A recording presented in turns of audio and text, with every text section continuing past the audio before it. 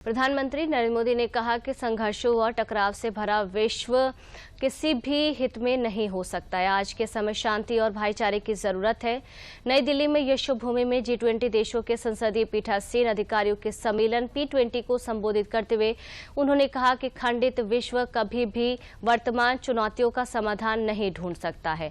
प्रधानमंत्री ने कहा कि सबके विकास और कल्याण के लिए ये समय साथ मिलकर आगे बढ़ने का है।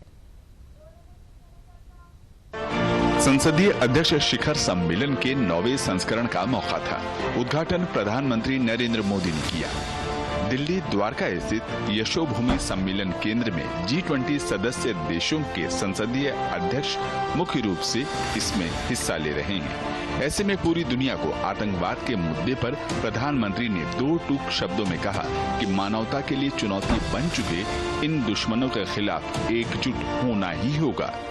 टेररिज्म की परिभाषा को लेकर आम सहमति ना बन पाना ये बहुत दुखद है।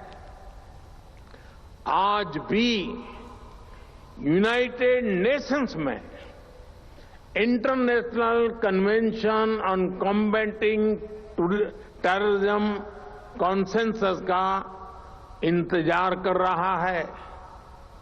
दुनिया के इसी रवैये का फायदा मानवता के दुश्मन उठा रहे हैं। दुनिया भर की पार्लियामेंट्स को, रिप्रेजेंटेटिव्स को ये सोचना होगा कि टेररिज्म के विरुद्ध इस लड़ाई में हम कैसे मिलकर काम कर सके। सीमा पार प्रायोजित आतंकवाद का भारत दशकों से सामना कर रहा है। ऐसे ही आतंकवादियों ने मुंबई में 26/11 जैसी घटना को अंजाम दिया था और भारतीय संसद पर भी हमला किया था। प्रधानमंत्री ने भारत की विविधता को देश की ताकत बताया। कॉन्फ्लिक्ट और कन्फ्रंटेशन से जूझती दुनिया के लिए उन्होंने भाईचारा और सहयोग को एकमात्र विकल्प करार दिया।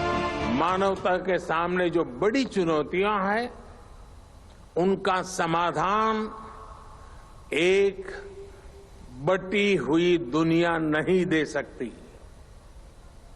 यह शांति और भाईचारे का समय है, साथ मिलकर चलने का समय है, साथ आगे बढ़ने का समय है। यह सबके विकास और कल्याण का समय है। हमें वैश्विक विश्वास के संकट को दूर करना होगा और मानव केंद्रित सोच पर आगे बढ़ना होगा। P20 शिखर सम्मेलन को लेकर प्रधानमंत्री ने उम्मीद जताई कि ये जन भागीदारी और सहमति की दिशा में कारगर साबित होगा। उन्होंने बताया कि आखिर क्यों भारत को लोकतंत्र की जननी कहा जाता है। 5000 साल पुराने ग्रंथ वेद या फिर तमिलनाडु में मिले 19वीं शताब्दी के शिलालेख सभी में सभा समितियों का भरपूर उल्लेख मिलता है।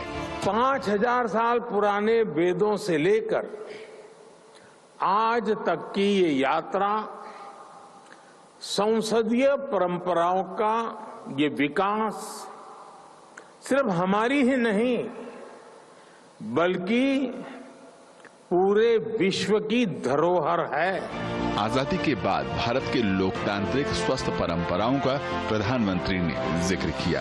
उन्होंने बताया कि बैलेट से ईवीएम तक की यात्रा में देश के आम जनमानस का विश्वास लगातार लोकतंत्र में गहरा होता चला जा रहा है। साथ ही यह भी बताया कि साल 2019 के चुनाव में 91 करोड़ यानी 910 मिलियन वोटर्स रजिस्टर्ड थे और साल 2024 तक इनकी संख्या 100 करोड़ यानी 1 बिलियन की होगी। प्रधानमंत्री ने सदस्यों को दुनिया की सबसे बड़ी चुनावी प्रक्रिया को देखने और अनुभव करने के लिए आमंत्रित भी किया।